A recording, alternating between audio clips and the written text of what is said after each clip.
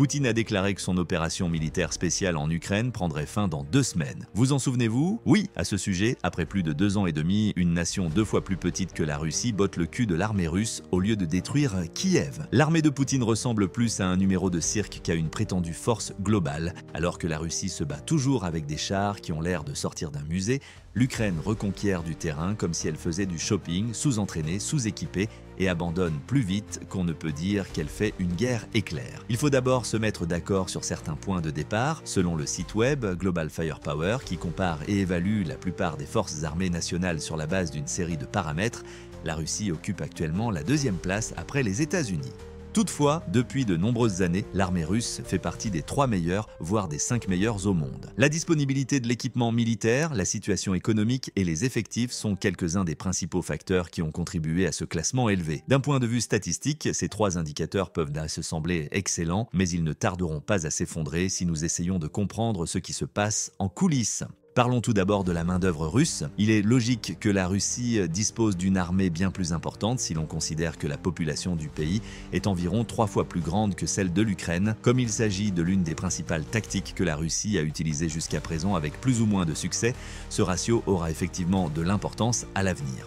Selon Global Firepower, la Russie dispose d'1 300 000 militaires actifs, dont 550 0 sont liés d'une manière ou d'une autre aux troupes au sol. Selon des rapports précoces, au début de l'invasion, la Russie avait déployé environ 170 000 soldats à proximité de l'Ukraine, qu'elle comptait utiliser pour la première attaque. Suite à l'utilisation par Poutine de troupes de mercenaires comme Wagner, de contrats militaires généreux et de campagnes de recrutement presque violentes, le nombre de soldats russes a augmenté au fil du temps. Examinons de plus près ces 2 dernières caractéristiques de l'augmentation et de la diminution du nombre de soldats russes au fil du temps. Jusqu'à l'an 2003, la Russie devait avoir environ 300 000 soldats en Ukraine et dans ses environs après le déploiement initial. Jusqu'à l'année 2004, ce chiffre n'a pas augmenté de manière significative dans les rapports. Que se passe-t-il donc? Il ne faut pas non plus oublier que la Russie aurait perdu 645 000 soldats au cours des combats qui ont duré 31 mois. Cela représente près de 20 à 20 800 personnes par mois. Parmi les pertes, on compte également les décès et les blessures graves qui ont empêché les soldats de servir activement. La plateforme ukrainienne Pravda, qui tire ses données du ministère ukrainien de la Défense, rapporte que les pertes quotidiennes de la Russie ont nettement augmenté en 2003 et 2024, atteignant même 1200 blessés par jour en juin 2004. Certains jours de septembre, il y a eu près de 1400 blessés. Qu'est-ce que cela nous apprend sur la situation des effectifs de l'armée russe? Revenons aux efforts de construction et de reconstruction de Poutine. Selon une étude de l'Institut politique londonien Chatham House datant de l'année 2004, jusqu'à 1200 recrues ont signé chaque jour un contrat militaire avec le gouvernement russe. En d'autres termes, au moins au cours des 2 dernières années, l'armée russe a été en mesure de recruter de nouveaux effectifs dans la même proportion qu'elle en a perdu. Les tentatives de Poutine de reconstruire l'armée en l'an 2003 sont examinées plus en détail sur le site russe de renseignement et d'analyse militaire Riddle. Le ministre de la Défense du pays de l'époque, Sergueï Shoïgu, a déclaré fin décembre qu'un nombre étonnant de 490 contrats zéro avait été signé cette année. Malgré ce chiffre impressionnant, il semble qu'il s'agisse d'une tromperie. L'année 2022 a été décisive pour les contrats militaires de la Russie. La Russie a dû augmenter le recrutement avant la fin de l'année, car il était clair que la guerre ne serait pas gagnée de sitôt. Elle a rapidement eu recours au recrutement à partir du pool de prisonniers disponibles et a par conséquent pris sous contrat de plus en plus de personnes avec des contrats à court terme. Toutes ces personnes devaient voir leur contrat prolongé jusqu'à 2023 ou être libérées du service actif, tout comme les soldats sous contrat qui avaient signé 2001 et dont les contrats expiraient 2 ans plus tard. La Russie a également donné des contrats de 6 mois à des prisonniers et des conscrits plus jeunes pour qu'ils participent à des missions militaires. Cela signifiait que 2023 contrats seraient probablement signés ou renouvelés en une seule année. Selon Riddle, le nombre de nouveaux contrats effectivement signés en 2003 était probablement bien inférieur à celui annoncé. La Russie a rapidement modifié sa position sur la conscription, également appelée draft, dans le sillage de cette évolution. La fin de l'année 2023, il a été annoncé que l'âge de la conscription passerait de 27 ans à 30 ans en l'an 2004 et probablement après, Poutine serait ainsi en mesure de maintenir un flux constant de conscrits qui ne devrait en servir qu'1 an, mais qui aurait ensuite la possibilité de signer un contrat militaire. D'après les chiffres de 2003 et 2004, la Russie enrôlerait 150 000 conscrits tous les 6 mois, ce qui donnerait à l'armée l'élan numérique dont elle a tant besoin pour surmonter les lourdes pertes qu'elle subit. Les raisons de l'action de l'armée russe ne sont toutefois pas uniquement liées aux chiffres, la formation ou son absence est l'autre composante plus décisive. Contrairement au système des bootcamps de l'armée américaine, la formation militaire russe regroupe les travailleurs sous contrat et les conscrits en unités, chacune étant responsable de la formation de ses propres soldats. Cela permet aux soldats de recevoir un large éventail de formations et d'expériences tout au long de leur carrière militaire. La formation des conscrits sert également à renforcer les soldats sous contrat avant qu'ils ne puissent être déployés, étant donné que les conscrits ne peuvent pas être déployés à l'étranger, ce qui représente actuellement presque toute la zone du front russo-ukrainien. Certains rapports indiquent qu'au lieu de recevoir la formation militaire nécessaire de plusieurs mois, les recrues reçoivent tout au plus quelques semaines de formation de base avant d'être envoyés au front lorsqu'un autre groupe de conscrits arrive et reçoit la même formation. Ce changement constant de formation ne fait qu'aggraver les problèmes déjà existants dans l'armée. Les conscrits ne reçoivent pas suffisamment de formation pour être utiles puisqu'ils peuvent quitter le service au bout d'un an, mais le personnel d'instruction doit tout de même leur consacrer du temps. Pour maintenir sa présence sur le front, la Russie s'empresse désormais de former et d'équiper des troupes pour le front, et c'est là qu'intervient l'idée déjà évoquée de la démographie et des effectifs respectifs des deux nations. L'armée ukrainienne a été affaiblie par le fait que la Russie a pu contraindre l'OTAN à fournir moins d'aide à l'Ukraine en faisant régulièrement résonner le sabre nucléaire. Même si la Russie a perdu beaucoup plus de soldats que l'Ukraine, cela a permis à Poutine de lancer des offensives opportunistes. Cela a été démontré lors de la soi-disant invasion estivale, au cours de laquelle la tactique vague de la Russie a entraîné en quelques mois jusqu'à 70 victimes, 0 et une perte considérable d'équipement de son côté. La Russie aurait pu perdre des soldats plus rapidement que l'Ukraine, car cette dernière ne disposait pas encore d'équipements militaires sophistiqués. Après tout, les armées disposèrent de quantités comparables d'équipements militaires et de technologies, et elles pouvaient déployer de nouveaux conscrits beaucoup plus rapidement. Mais ces derniers mois, nous avons vu comment cela s'est traduit pour la Russie. L'invasion de la région de Koursk par l'Ukraine a mis en lumière le problème du moral et de l'engagement des militaires russes. Le Koursk faisant partie de l'Ukraine, il n'était pas surprenant que l'Ukraine fasse pression pour que la Russie retire une partie de ses forces du front principal à l'est. Même les Ukrainiens ont dû s'attendre à une certaine résistance à Koursk qui n'a toutefois pas été suffisante pour les empêcher de remporter la victoire et de prendre un certain pouvoir. En raison de l'équipement insuffisant, du manque de formation et du moral extrêmement bas des troupes, une vague de capitulation russe a plutôt eu lieu. Une interview avec l'un des prisonniers de guerre russes de Kourovsk a révélé que certains soldats n'avaient reçu qu'une formation de base de 2 semaines avant d'être affectés à des patrouilles frontalières en cas d'invasion ukrainienne. L'Ukraine a réussi à capturer environ 600 soldats russes lors de l'invasion de Koursk, que, selon les estimations de l'usine de traitement, environ 80% des prisonniers étaient des conscrits relativement jeunes. Cela a montré jusqu'où Poutine était prêt à aller pour attirer des troupes supplémentaires sur la ligne de front. L'armée russe n'a toutefois pas seulement un grand besoin de soldats, Poutine manque également d'accès à des équipements militaires de qualité. Pensez au développement de l'offensive russe à Kharkiv durant l'été 2004. Dans ce plan, c'est l'infanterie qui a joué un rôle important et non les chars de combat comme le T-90 et le T-80. Les motos étaient les seuls véhicules de soutien utilisés par la Russie, obligeant les troupes à contourner les fortifications ennemies avant de pouvoir les quitter et avancer à pied. En guise d'alternative, la Russie a utilisé des véhicules d'appui d'infanterie équipés d'un blindage supplémentaire mais ne disposant que de peu de capacités offensives, ainsi que des carapaces de tortue constituées d'une combinaison d'épaves de chars. Ces chars improvisés ne servaient qu'à protéger l'infanterie russe et à la rapprocher de la prétendue ligne de front en interceptant autant de tirs ennemis que possible. Comme vous le savez sans doute maintenant, l'ensemble du plan a été un échec total. Qu'est-ce qui a donc mal tourné avec la technologie militaire russe? La deuxième meilleure armée du monde devrait sans aucun doute disposer de suffisamment de chars et de véhicules blindés pour lancer une attaque polyvalente. La réponse à cette question est un peu plus nuancée. Répartissons les armes russes en quelques groupes. En premier lieu, on trouve les grands chars de combat. Le T-80, un char un peu plus ancien qui a été produit à l'apogée de l'Union soviétique au milieu des années 1900-1970 est peut-être le char de combat le plus important de Russie. Ces chars sont peut-être les véhicules de combat terrestre les plus puissants du parc russe. Selon Warpower Russia, un site web qui suit la technologie militaire militaires russes. On estime que 3500 exemplaires sont actuellement en service. Bien que les T-80 présentent théoriquement des similitudes avec les chars américains et européens produits à la même époque, le système de rechargement automatique des chars russes est un point faible fatal de toute la gamme des chars T que les Ukrainiens ont su exploiter. Comme vous pouvez le voir, le système maintient les munitions supplémentaires et l'agent propulseur dangereusement près du sol où ils sont à peine protégés par un blindage et les place directement sous la tourelle du char. La charge propulsive peut exploser si une bombe ou un drone explose sous le char, mais au-dessus du sol ou directement sous la tourelle. Cela détruirait probablement l'ensemble du char de l'intérieur. La tourelle s'écrase, ce qui est connu sous le nom de décapitation explosive. Les conceptions occidentales réduisent la possibilité d'une perturbation extérieure en plaçant les dispositifs de rechargement manuel à l'intérieur du char. En conséquence, la défense anti-chars ukrainienne a constamment attaqué les chars T-80. La principale cause des pertes de chars de la Russie pourrait être l'utilisation généralisée de minuscules drones capables de larguer des charges explosives sur les chars avec une précision effrayante. Le T-90, un char relativement récent, produit pour la première fois en 1992, est toutefois le char le plus moderne de Russie. Ce n'est qu'en 2017 que les chars ont reçu des mises à niveau mineures qui ont porté leur système de défense, leur vitesse et leurs munitions à des niveaux comparables à ceux du Mainz Abrams.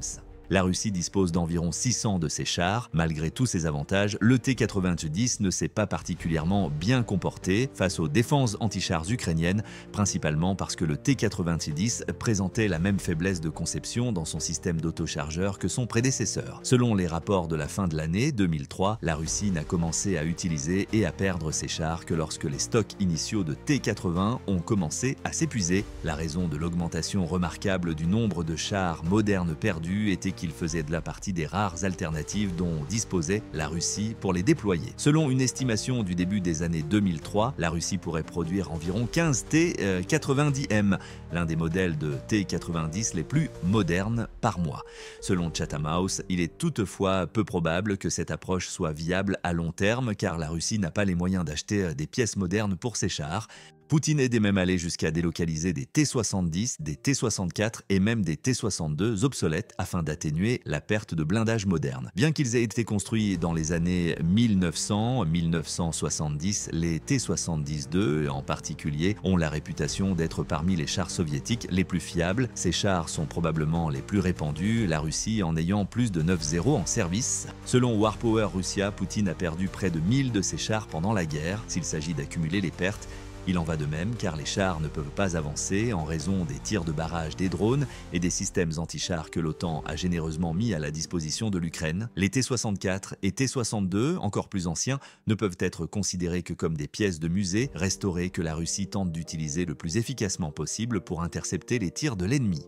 Sur les 15 000 chars russes, environ 10 000 sont en état de combattre, tandis que les autres doivent être modifiés. En 31 mois, le pays a toutefois perdu 8 800 chars au total. L'industrie nationale est donc soumise à une énorme pression pour produire ou moderniser davantage de chars, et même après avoir utilisé plus de 40% de son stock disponible, la Russie n'a pas beaucoup progressé dans son offensive à travers l'Ukraine au cours des 18 derniers mois du conflit. Cela montre comment l'Ukraine a pu exploiter les faiblesses de conception des chars russes qui l'ont empêché d'exercer une telle pression sur les lignes de front. De plus, après les revers initiaux, des sanctions ont été imposées à la Russie, l'empêchant de produire des pièces de chars en grande quantité afin de reconstituer ses stocks. En conséquence, le pays renouvelle des chars plus anciens, presque obsolètes, qui sont encore moins résistants aux munitions perforantes et aux moyens de combat modernes. La chronologie des pertes de chars russes montre que l'accent est mis sur le nombre plutôt que sur la qualité des chars, ce qui présente des similitudes frappantes avec la récente pénurie de personnel du pays. Pour compenser les pertes croissantes de chars, la Russie a eu recours aux véhicules de soutien d'infanterie, VSAI, comme véhicules de remplacement. On estime que la Russie dispose d'environ 19 000 de ces véhicules. Toutefois, près de 18 200 d'entre eux sont considérés comme des types obsolètes ou presque obsolètes. De plus, un grand nombre de véhicules sont stockés au lieu d'être utilisés sur le champ de bataille. Il y a une explication simple à ce dernier point. En Russie, il n'y a pas assez de soldats qualifiés pour les utiliser. Cela est déjà lié au problème déjà évoqué du personnel insuffisamment formé qui est opérationnel bien plus rapidement qu'il ne le faudrait pour une troupe moderne. À cela s'ajoute le fait que les unités d'infanterie motorisées russes, c'est-à-dire la combinaison de l'infanterie et des véhicules blindés de combat d'infanterie, présentent un déficit considérable par rapport à leurs homologues occidentaux. Une unité ne comprend que 3 véhicules contre 4 aux États-Unis. Il en résulte que la mobilité et le potentiel offensif de chaque unité sont considérablement plus affectés par la perte d'un véhicule. Si 2 véhicules sont perdus à cause de drones ou de mines, les membres restants de l'escouade n'ont plus qu'un seul véhicule et sont en fait sans protection. Si l'on ajoute à cela le fait que les véhicules sont souvent bien plus vieux qu'ils ne devraient l'être pour un conflit de cette ampleur, on a une recette pour la perte de soldats et de véhicules blindés lors d'offensives ratées. La Russie semble perdre beaucoup plus qu'elle ne devrait, même s'il ne s'agit pas de combats rapprochés. Prenons par exemple les systèmes d'artillerie. Global Firepower estime que la Russie dispose d'environ 14 500 unités d'artillerie tractée et mobile, sans compter l'artillerie mobile à missiles. Toutefois, selon le journal ukrainien Pravda, la Russie a également perdu plus de 18 500 unités d'artillerie pendant le conflit. Cela indique que la Russie a utilisé plus d'artillerie qu'elle n'en avait à disposition.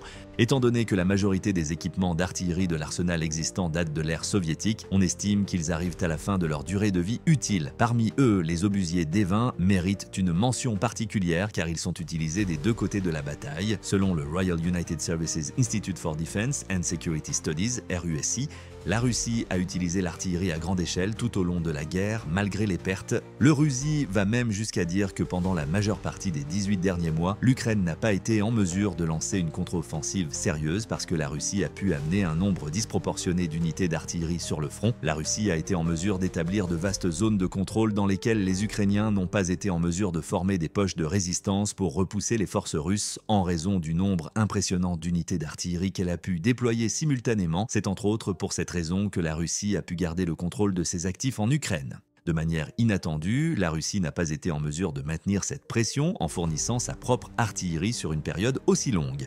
Même si l'appellation est discutable, la Corée du Nord est le détenteur légitime de cet honneur. Le ministère sud-coréen de la Défense a affirmé fin février 2024 que les installations nord-coréennes produisent à pleine capacité des munitions pour les obusiers de l'ère soviétique, y compris le D-20 qui sont ensuite expédiés en Russie. Selon le rapport, un examen des stocks des conteneurs expédiés indique que la Corée du Nord a livré respectivement 320 0 et 552 0. L'échange réel est très probablement une combinaison des deux. En échange, la Russie fournit à la Corée du Nord des denrées alimentaires et d'autres produits de première nécessité.